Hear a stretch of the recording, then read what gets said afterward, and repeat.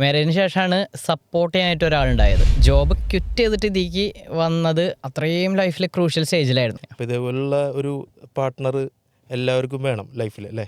തീർച്ചയായും. ട്രേഡിങ്ങിനെ കുറിച്ച് സംസാരിക്കുന്നതിന് മുമ്പ് ആരാണ് ജിതിൻ പ്രതാപ്? ആരായിരുന്നു ജിതിൻ പ്രതാപ്?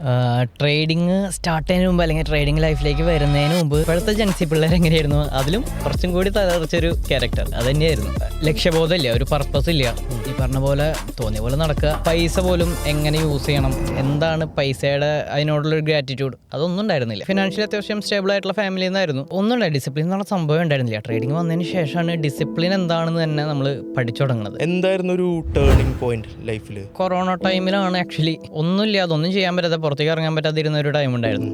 അപ്പോൾ ആ ടൈമിൽ ഇതിനെക്കുറിച്ച് കൂടുതൽ അറിയാൻ പറ്റും. പിന്നെ ഉണ്ടായിരുന്ന മേജർ ടേണിംഗ് പോയിന്റ് എന്ന് പറഞ്ഞാൽ മാരേജാണ്. മാരേജിന് ശേഷമാണ് സപ്പോർട്ട് ചെയ്യാനായിട്ട് ഒരാളുണ്ടായത്. ഈ പറഞ്ഞ പോലെ ട്രേഡിംഗ് വരുമ്പോൾ സ്വാഭാവികമായിട്ടും നെഗറ്റീവ്സ് ആയിരുന്നു എല്ലായിടത്തും. ജോബ് ക്വിറ്റ് ചെയ്തിട്ട് ഇതിലേക്ക് വന്നത് അത്രയും ലൈഫിൽ ക്രൂഷ്യൽ സ്റ്റേജിലായിരുന്നു. അത് സപ്പോർട്ട് ചെയ്യാനായിട്ട് ഈ പറഞ്ഞ പോലെ വൈഫ് അത്യാവശ്യം ഉണ്ടായിരുന്നു. കാരണം ഇനി അഥവാ ഫെയിലായാലും മൂപ്പർക്ക് ജോബുണ്ട്, സോ കുഴപ്പമില്ലാത്ത രീതിയിൽ നമ്മൾ വീണ് പോയില്ല എന്നുള്ളൊരു സപ്പോർട്ട് അവിടെ നിന്ന് ഉണ്ടായിരുന്നു. ആ ഒരു സപ്പോർട്ട് ഉള്ളതുകൊണ്ട് തന്നെയാണ് ഇപ്പോൾ ഈ കാണുന്നത്. റിസ്ക് എടുത്തു, ആ റിസ്കിന് ഈ പറഞ്ഞ പോലെ ഒരു സപ്പോർട്ട് ചെയ്യാൻ ഒരാളുണ്ടായിരുന്നു. അല്ലെങ്കിൽ റിസ്ക് എടുക്കാനായിട്ട് ചിലപ്പോൾ ഞാൻ നിന്നു വരില്ല. ഗ്രേറ്റ്. അപ്പോൾ ഇതേപോലുള്ള ഒരു പാർട്ട്ണർ എല്ലാവർക്കും വേണം ലൈഫിൽ അല്ലേ?